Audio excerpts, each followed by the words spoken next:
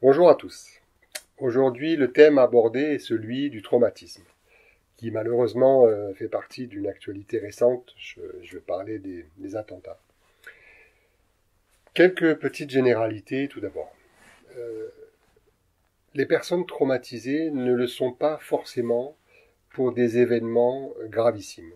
Alors, a fortiori, si l'événement est bien sûr très grave, mais c'est pas tout le temps le cas. Premier point. Deuxième point, c'est que ça peut paraître un peu paradoxal, mais les personnes qui habituellement sont plutôt angoissées sont moins sujettes à être traumatisées que celles qui habituellement ont un niveau d'angoisse assez bas. L'explication, elle existe, elle est cohérente. À partir de quel moment peut-on dire que l'on est traumatisé? Quelles sont les caractéristiques, je veux dire, de l'état traumatisé? Le premier point, c'est que le deuil de l'événement qui a été la cause de ce traumatisme ne peut pas se faire. La notion de deuil, elle est importante dans le traumatisme. À savoir que, je reprends le cas des attentats, pour certaines personnes qui n'ont pas été victimes, qui ont simplement assisté, certaines vont, je dirais, gérer l'événement, je veux dire, tranquillement. C'est pas vrai, ça reste gravissime, mais avec un peu de temps, elles vont gérer cet événement et leur mémoire va passer à autre chose en fait. Et puis il y a une autre catégorie de personnes qui, elle, va continuer à, par exemple, voir les mêmes images en boucle, en souvenir, sans pouvoir passer à autre chose.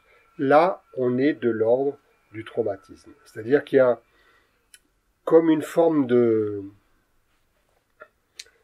résonance permanente de l'événement vécu. Autre notion qui peut paraître un peu difficile à comprendre et à accepter, qui reste d'ailleurs un peu théorique également, c'est que un adulte, entre guillemets, alors entre plein de guillemets, normal, ne devrait pas être traumatisable. Ça veut dire quoi? Ça veut dire que le traumatisme n'est pas dû à l'événement qui vient de se produire et qu'il fait forcément référence à quelque chose du vécu de la personne. À partir du moment où on a tous eu un vécu avec, on va dire, des mini-traumatismes, on est tous effectivement plus ou moins traumatisables. Mais ce qui est important, c'est que, important de comprendre, c'est que la personne ne, ne doit pas attribuer son traumatisme à l'événement actuel, quelle que soit la gravité.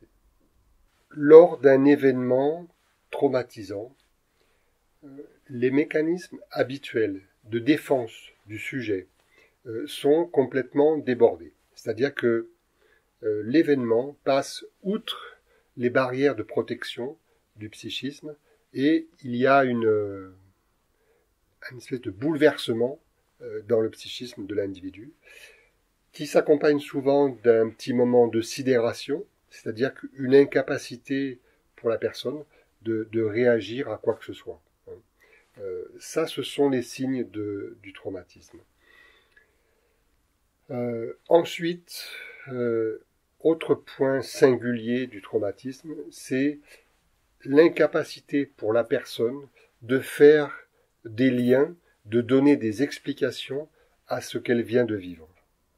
Alors que la personne qui va gérer l'événement va être capable de relier cet événement à un tas de choses.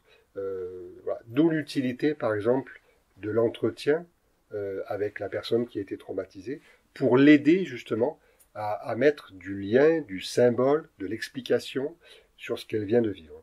Ce qu'elle n'est plus capable de faire dû à son état traumatisé. Merci à tous, à bientôt.